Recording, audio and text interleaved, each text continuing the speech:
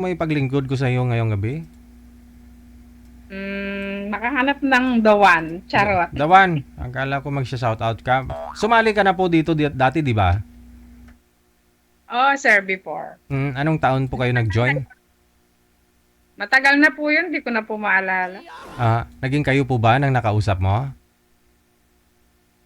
Hindi po, sir, di po kami nag-usap. Ha? Nag-usap kayo dito sa live eh. After po nang na-live kayo, hindi na ako kayo nag-usap. Hindi po. Ba, bakit ho? Hindi ka pumasa? Hindi po, sir, may trabaho po kasi ako yun, di na ako nag-chat. Di na ako nag Paline up ka nga po dito. Ibig sabihin, may time ka, no? Pero siguro hindi mo rin nagustuhan, no? Hindi pumasa. Ngayon, anong hanap mo sa isang lalaki? Kasi hahanapan ka po namin sa comment. Yun tulad mo po. Charot. Tulad ko, yung malaki yung tiyan.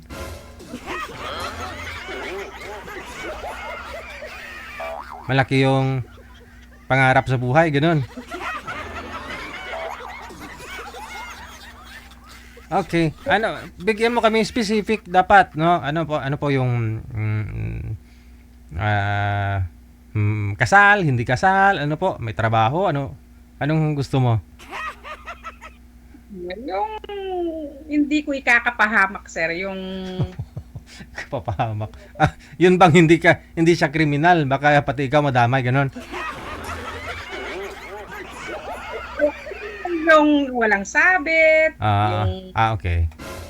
Mm. yung Yung maayos. legal separated na talaga. Ganon. Ganon, pwede. Okay. So ilang taon po kayo, Ma'am Jazz? 46 po. 46. Okay. Ano po status niyo mo ngayon? Hiwalay sa asawa? Opo. Ilang taon ka na po bang hiwalay? 5 years po. Medyo matagal-tagal na. Pero kasal po kayo, no? Mm-mm. Yun lang. Sana po siya ngayon.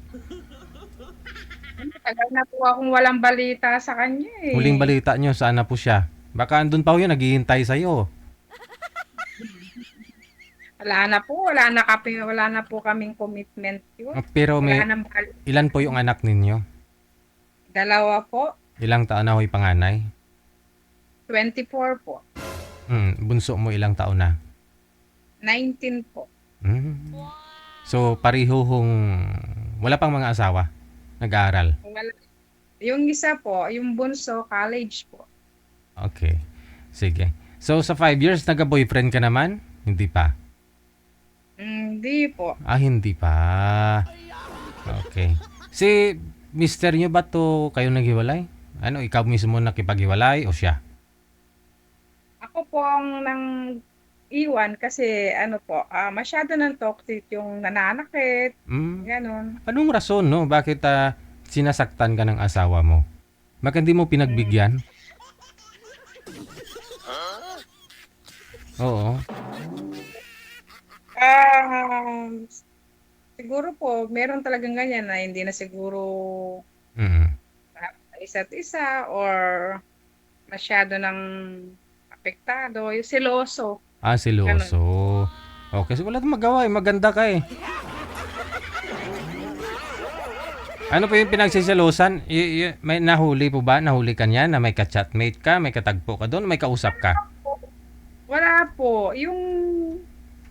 Kasi po may tindahan po akong protestant dati. Tapos, syempre, hindi mo maiwasan yung may mga bumibiling nagbibiro. Ganon. Fruit stand. So yung biro nila, laki ng bansanas mo, ng apple mo, pulang-pula, mga ganon. Naririnig ni mister mo. Hindi naman po ganon. Anong pabiro? Pwede ko ba mahawakan yan kung talaga bang marabo? Marabo. Okay. Dahil po doon nagsiselo si mister mo, edi sana naghanap po kayo ng alternative na paraan para kumita pa bukod doon sa yung walang selos-selos. Siguro po hindi natin maialis sa isang lalaki yung gano'n na Mm. may pagsiselos. Kaso siyempre po, 'pag ang sabi nga po nila yung sumusobra masyado ng Kasi nasasaktan ka na, no? Nasaktan ka na. Okay. po ano, Hindi mo siya binigyan ng isa pang chance, magbago ka. Huwag mo akong saktan kasi nanay, tatay ko nga di ako sinasaktan, ganon. yun na siguro sir, talagang gano'n na. At saka okey naman na kami, yung ibig sabihin maayos naman na paghihiwalay, hindi naman yung Okay.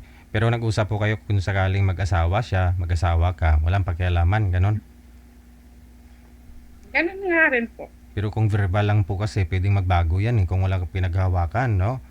No, kahit na sa barangay man lang, para at least pwede mo siya Nag Nag-usap po kami ng barangay then sa police station po kasi po nananakit na siya. nananakit.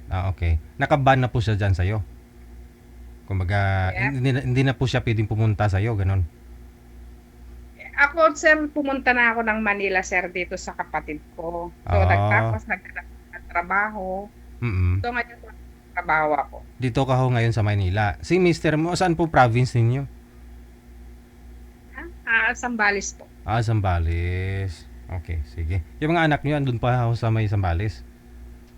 Yung panganay ko po is nagwo-working na po siya sa Olonga po sa loob ng base. Then yung Hmm, isa po, lokal po sa Pampanga, sa Bacolor, Pampanga. okay, sige. So, ang gusto niyo po sana yung dito rin sa Manila, no? Bandang Zambales. Kahit saan po, basta matino. Okay, sige, no? Pero mas maganda ho yung makita mo personal, di ba? Para mas madali mo makilala kung matino ba yan o hindi. Mamaya ho, matino sa pag-uusap, sa personal pala, nangangalabit o nanghihipo. Baka ho sa personal pala alam mo na, iba kasi sa personal kaysa sa malayo kayo, di ba? Mas maganda ho yung nakikita kayo. Saan ka sa Maynila, ma'am? Sa Santa Cruz, Manila po. Santa Cruz. Okay, sige. Sa mga malalapit lang po sa may Santa Cruz, no? Dito lang ho, no? Baka pwede po ninyo makausap to si Ma'am Jazz. 46, no? 46. Mm-mm. Okay, standby po kayo, ma'am. Hahanap pa ho ako, ha? Baka ho mamaya meron. Okay, standby. 46 anyos, no? Nasa ulong gapon na may asawa. Sa pag-uusap no? Kahit doon na kasal siya, kung nagkakaintindihan kayo, no?